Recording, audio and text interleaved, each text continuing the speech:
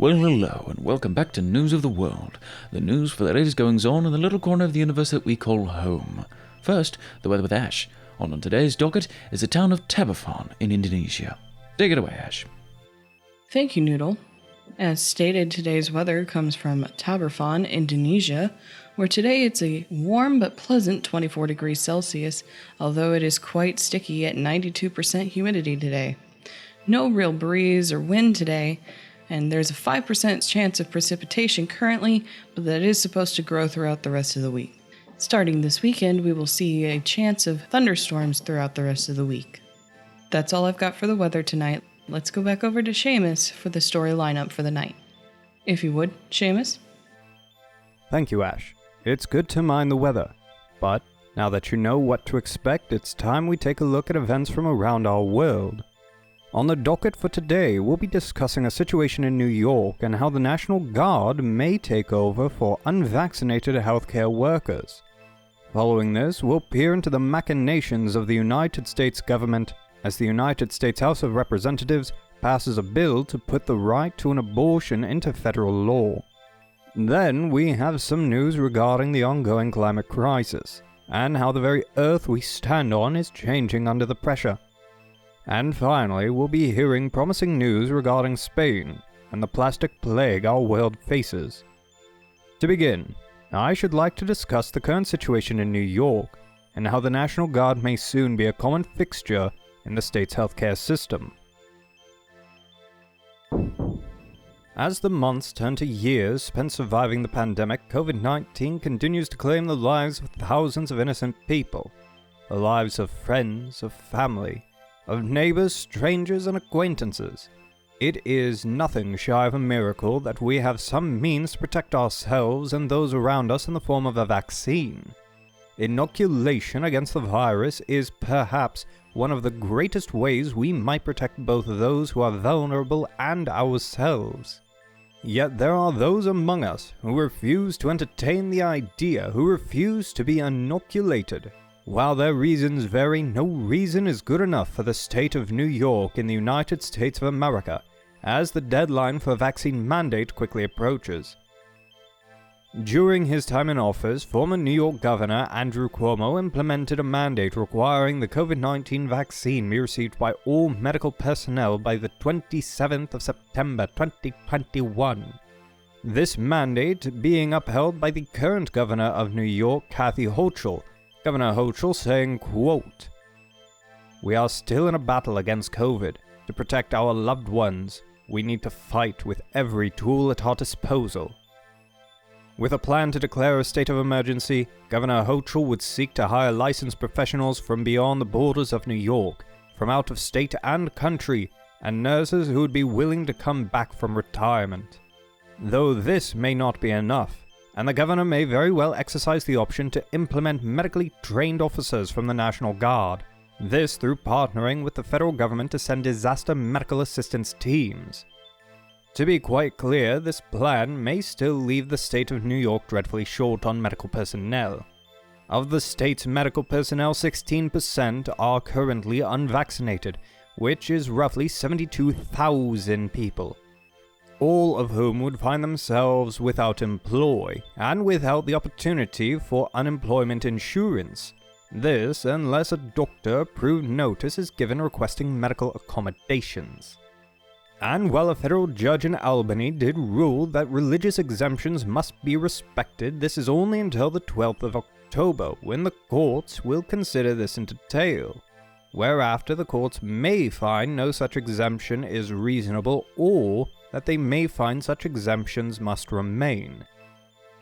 Though it is always good to keep up with the current state of the pandemic, we must now turn to something equally as important, though unfortunately much more divisive.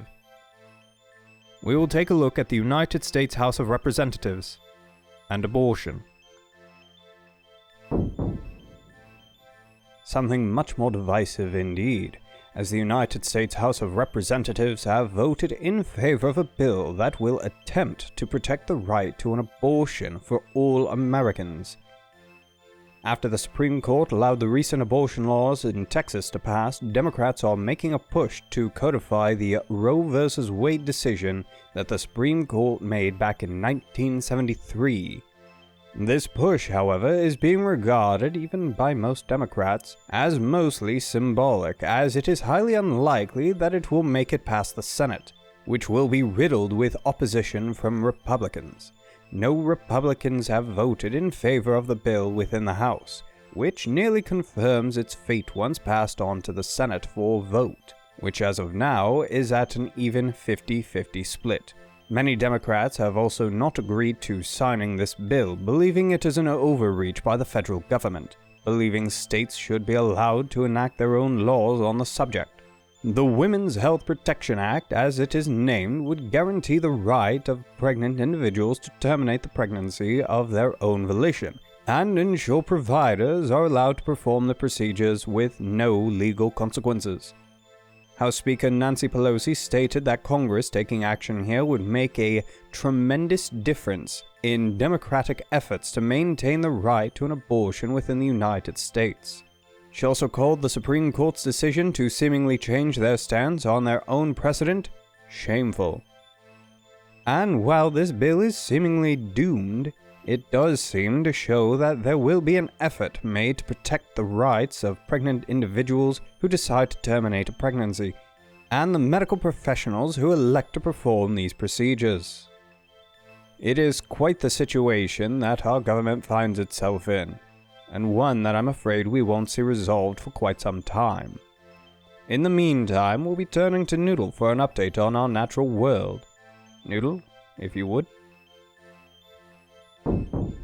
Thank you, Seamus. And yes, it is time now for an update on our natural world and how it is changing under the stress of our changing climate and melting ice caps.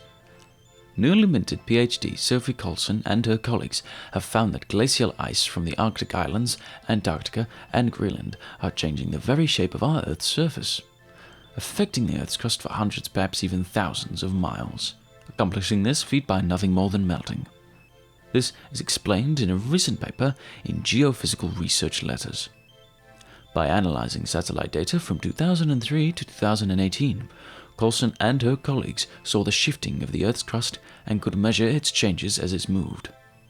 The reason the ice is having such an effect on the Earth is through a process known as isostatic rebound, where the weight of the ice is so great that the land below is compressed, but as the weight is reduced and the ice melts, the compressed land moves vertically, no longer bound by the weight of the ice.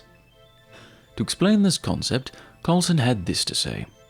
Think of a wooden board floating on top of a tub of water. When you push the board down, you would have the water beneath you moving down, but if you pick it up, you'll see the water moving vertically to fill the space. To the layman, the importance of this information may not be immediately clear. However, Glenn Anthony Milne, Professor of Earth and Environmental Sciences at the University of Ottawa, explains that Coulson's research provides a certain clarity to all studies presently being conducted on the surface of the Earth, saying, quote, Sophie's work is important because it is the first to show that recent mass loss of ice sheets and glaciers causes 3D motion of the Earth's surface that is greater in magnitude and spatial extent than previously identified. He continued, also, one could look for this signal in regional and larger-scale global navigation satellite system datasets to, in principle, produce improved constraints on the distribution of ice mass fluctuations and/or solid Earth structure. In other words, thanks to Dr. Coulson's work, we may now know that the loss of our ice caps and glaciers is causing the solid surface of our world to move in a measurable sense. It will be interesting to see how Dr. Coulson's research moves forward, though we must be moving on. We're going to be taking a look at how Spain will be working to eliminate plastic packaging waste from fruits and vegetables in the next few years.